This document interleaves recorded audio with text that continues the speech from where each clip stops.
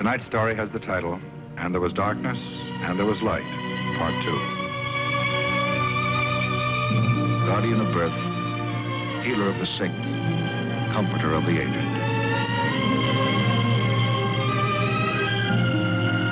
And the qualities of the worthy physician are three: the eye of an eagle, the heart of a lion, the hand of a woman.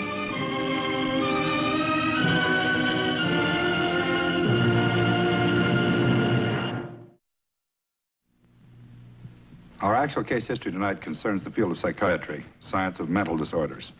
The object in point, a crucifix. The case in point, Frances Annette Dunbar. She's 30 years old, married. She's given birth to 4 children. For about 30 years, she had tried to repress the vague, indefinite fears which, despite her efforts, kept growing in her mind. Finally, the breaking point was reached. With the birth of her 4th child, the pent-up fears exploded. For no explainable reason, Frances Dunbar tried to murder her newborn baby. This is not her face or her voice, but these are her actual words. The first evening in the receiving room of the hospital, I kept trying to remember what had brought me there.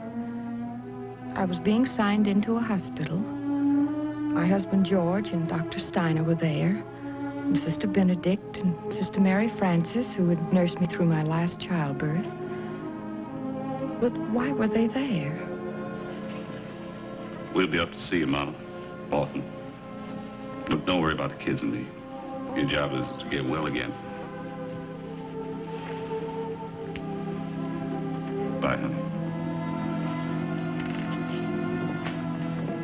What had I done? I promised you this. My dear, be strong.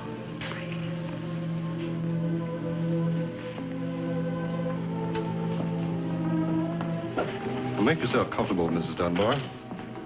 I'll only be a moment longer.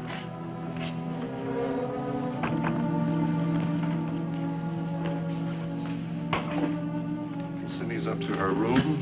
The room we have for her. I was alone. Alone with my question. Why was I there? And as I stared at the crucifix, the answer came back to me. I saw again what I had tried to do. I saw myself in my own home, sitting there, all alone, with my new baby nearby. I saw myself rise from my seat, move about the room, trying to deny what could no longer be denied. Somehow, my mind had hardened into a frightening determination. I had to kill my new baby.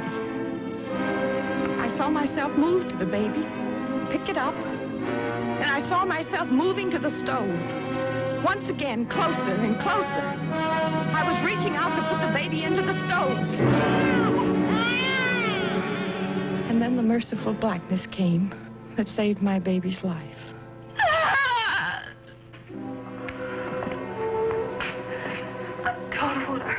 Baby, I don't. Of course not, Mrs. Dunbar. Of course not.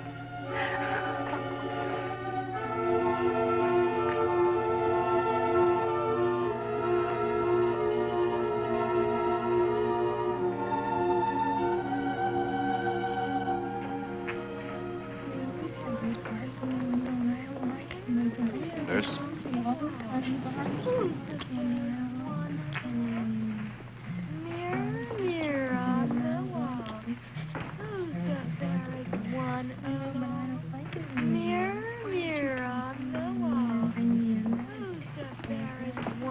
This way, Mrs. Dunbar.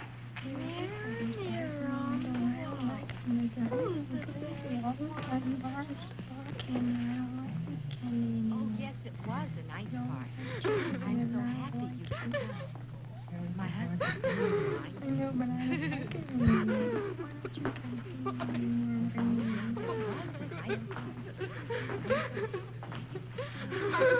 My name's Margie Hartley. I'll put your regular clothes in the check room with the other things.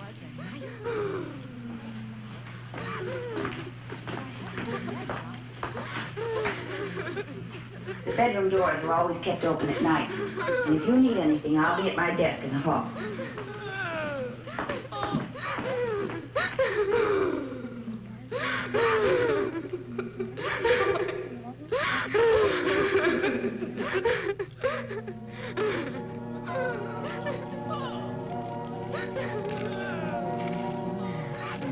I tried to sleep that night, but although I shut my eyes, sleep would not come.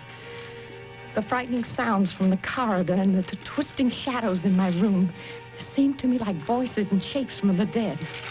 And all about me, strange, frightening things seemed to move and beckon. And even when I closed my eyes, the images would not leave me. I knew that they were there, in the room, not in my mind. And I knew that there was something in the closet. Some wild animal. An animal that was going to tear me with its fangs. I wanted to run, but I couldn't. My entire body had turned to ice, and nothing would move. And the animal kept coming closer and closer, and I could feel it by my bedside. I knew it was there looking down at me, and then...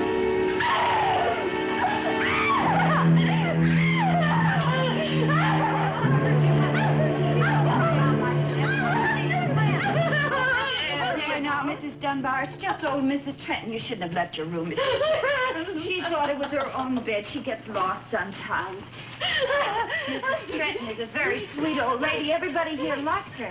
You will, too. You'll be good friends. I'm sorry if I frightened you. There now. You try to go to sleep. There's nothing to be afraid of here. We're all your friends. Come along, Mrs. Trenton. I'll take you back to your room. I thought I was in my own room, Marge. Really, Yes, truly, yes, I know. I understand. The next day, I was told some of the hospital rules. I could have the freedom of the corridors, and at the end of the corridor was a reception room. But I stayed in my own room all day long. I was too afraid of the patients to go out. During the second night, other thoughts started crowding into my mind. Thoughts about sharp objects, hammers, scissors, pieces of sharp metal. For many years, I'd been afraid of weapons and anything that might be used as a weapon. And now my mind was crowded with them. I don't know why. I never know why.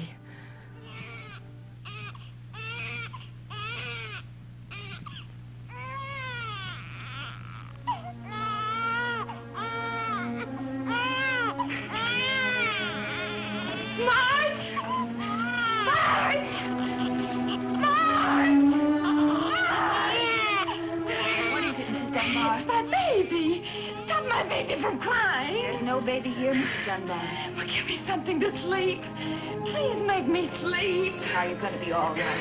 You're going to be all right. Don't worry. I'll see if I can get you something. I couldn't realize at the time that there was really nothing to fear. I don't know about other state mental hospitals, but at this one, the doctors and nurses treated me with patience and kindness and understanding. But of course, I was in no condition to see that during those first days.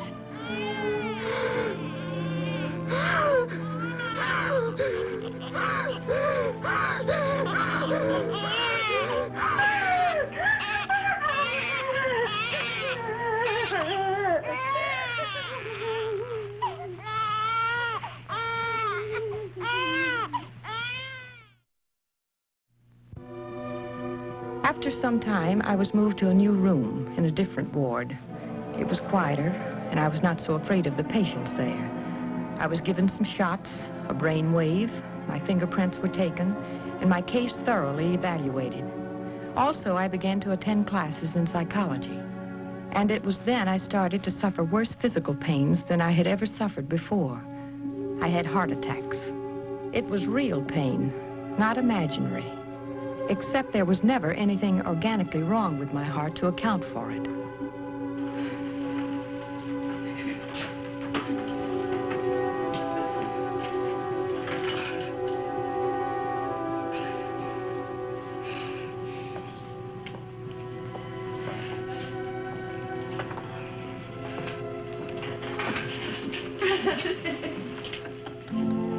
Some of the sisters came up on sick calls. I thought you'd like to see a familiar face, so I came along with them for a little visit. Oh, sister, I wish I could die. Please tell them let me die.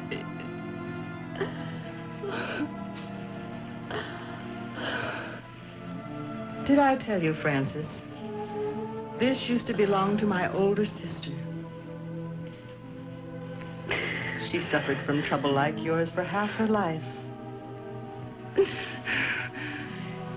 In those days, there was no one who could help her. This was her only help. Oh, Sister Benedict, I only want to die. God forgive me, but that's all I ask for. You're going to get well, Francis. We'll pray for you. And you pray for yourself. You're going to get well. But for the next 2 days, I kept praying only for death. I begged Almighty God to free me.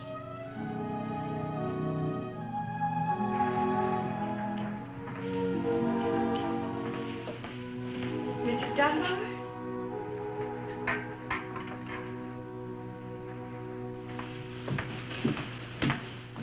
Do you recognize it? It's your suitcase. Pretty? You're wondering why I brought your clothes to you? Because you're going to wear them when you see Dr. Clifford. Personal appearance is very important here. Dr. Clifford? He's one of our psychotherapists. He's going to help you get well again.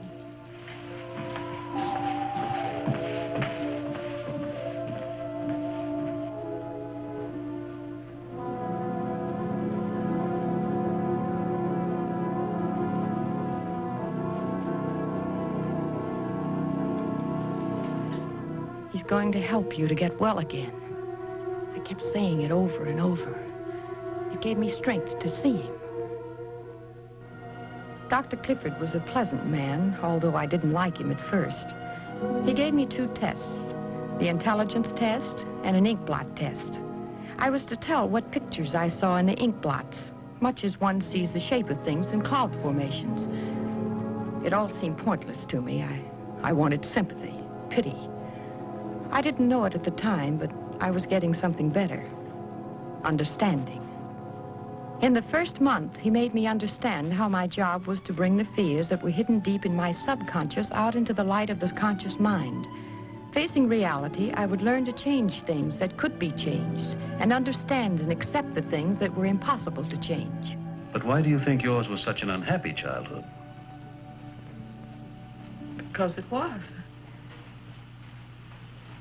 My father drank an awful lot. He was an alcoholic, and I was afraid of him. He used to spank me a lot, so I guess I lied to avoid a beating. They sent me up here to my aunt and uncle's. They needed help around the house. Is that when you met your husband? Yes. After a few dates, he wanted to get married. Well, I thought my aunt and uncle expected me to marry him because they liked him so much. So I promised. I kept my promise.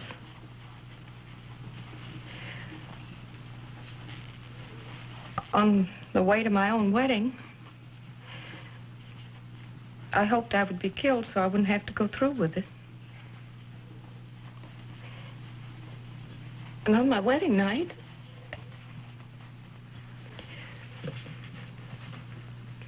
well, when we finally got to our room, I wouldn't even go near my husband. I wouldn't even change my clothes.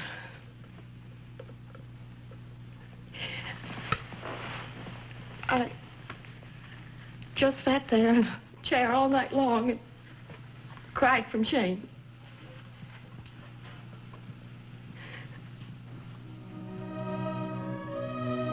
As the weeks went by, Dr. Clifford made me see how all my life I had done things I didn't want to do. I was afraid I would be punished somehow if I didn't. We were poor, and I blamed it on my husband. I feared pregnancy. I told Dr. Clifford that my husband had none of the qualities that I admired. And little by little, I began to realize that my own husband, through no fault of his own, stood between me and the world of sanity. When was the first time you experienced this fear of children?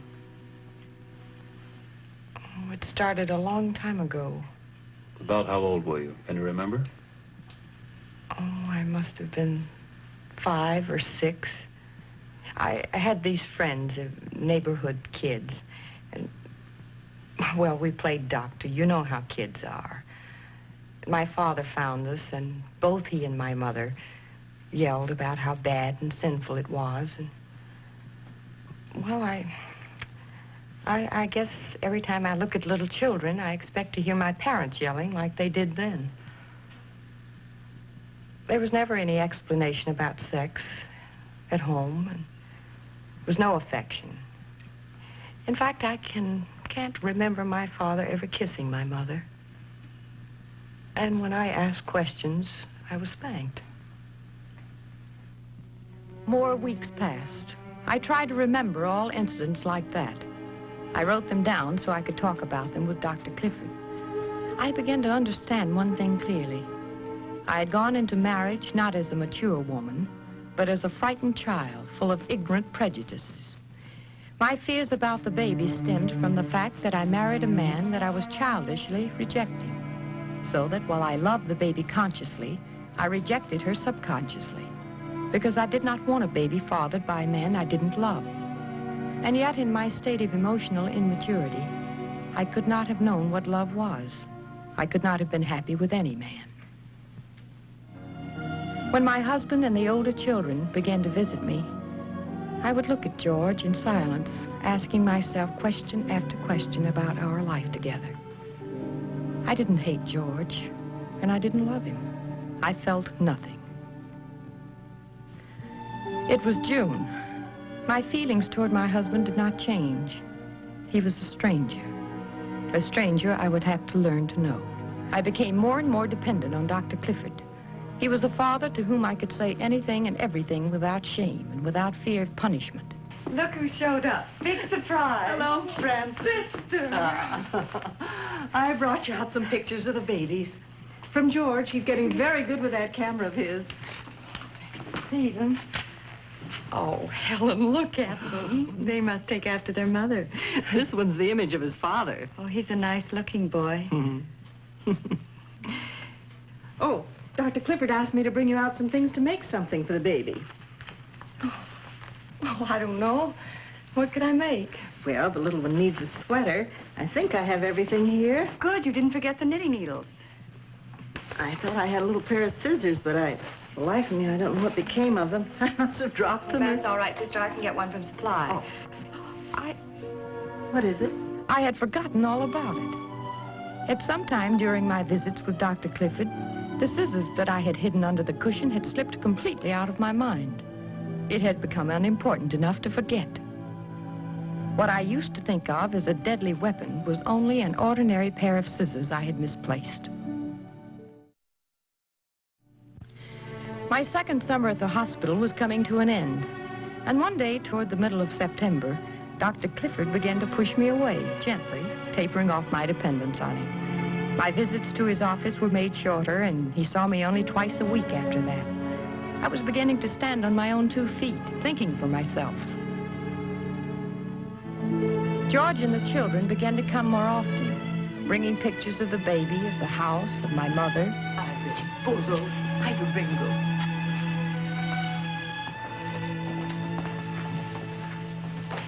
Oh, how pretty. And look. Oh, they're nice pictures, George. I just push the button and the camera does the rest.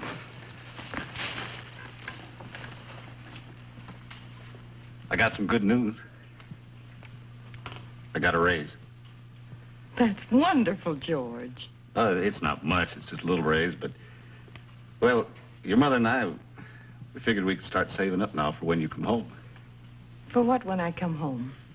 Well, you always wanted a nice room of your own. And, well, we figured that we could start saving now. In a few months, we'd have enough to fix up that old side room for you. You know, your mother's got some real great ideas about color and drapes and stuff like that. Well, that's nice, George, but what about my ideas? Well, we only wanted to do something nice for you. Did I do something wrong again? Of course not. You haven't been wrong, George. I've been wrong. You see, I've been taught something here. Well, it's simply this. From here on in, you know, even in little things like fixing up a room, well, there's only one person alive that can make decisions and make up my mind. And, well, that's me. Fran, I'm not a very bright guy. But I know I must have done something wrong. Whatever it was, I won't never do it again. Fran, I maybe don't know how to show it very much, but you mean an awful lot to me. Be just a little bit patient, please.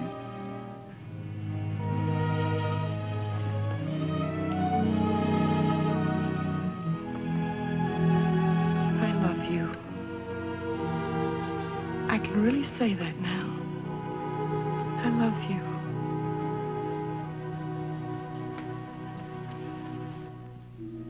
Summer passed into autumn, and autumn into winter. And then one day in early December, Dr. Clifford explained to me about the family care job. It was a step toward rehabilitating me back to my own responsibilities as a wife, a mother, and a homemaker. I was allowed to leave the hospital every day to take care of an old couple in the next town. By caring for them properly, I gained proof that I could care for my own loved ones. It was the last test, and the month of December was a happy one for me. It was the day before Christmas. The joy of simply being alive filled every moment. I'd be going home soon, someday in the coming new year, home to my children, my husband, and to my baby. Hello. Hello, Fran. I hope I'm not disturbing you. No, I was just finishing up my creche here. I told Jessie so much about it, she wanted to come over and see it. Jessie, this is Mrs. Dunbar. Hello, Jessie. Your little girl? Mm-hmm. I thought maybe you could show her your creche while I was in C3, helping them get ready for the Christmas Eve party tonight. Oh, I'd love to show Jessie. Are you having guests for the party? Oh, yes. My husband is bringing over the older children, and Dr. Styner said he'd stop in for a little while. That's wonderful. Don't let Jessie bother you too much. I'll be only 10 or 15 minutes. Oh, you take as long as you like. Thanks.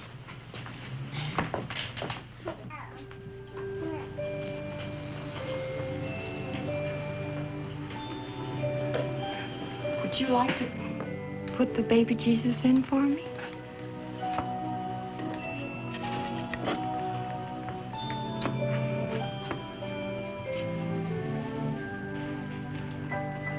Hey, you two'd better get dressed for the party. I can finish up. There's only the tinsel left.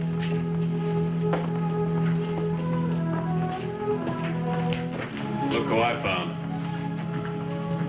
Merry Christmas. Dr. Styner, how nice of you to take the time to drive out. Dr. Clifford was good enough to pick me up. Mrs. Styner had some late shopping to do, last-minute thing. We always plan to avoid it, and every year it happens. No. Oh, Merry Christmas, sweetheart. Merry Christmas, Bingo. Merry Christmas. Thank you. Merry Christmas, honey. I think this is the happiest Christmas my whole life. We brought you another present.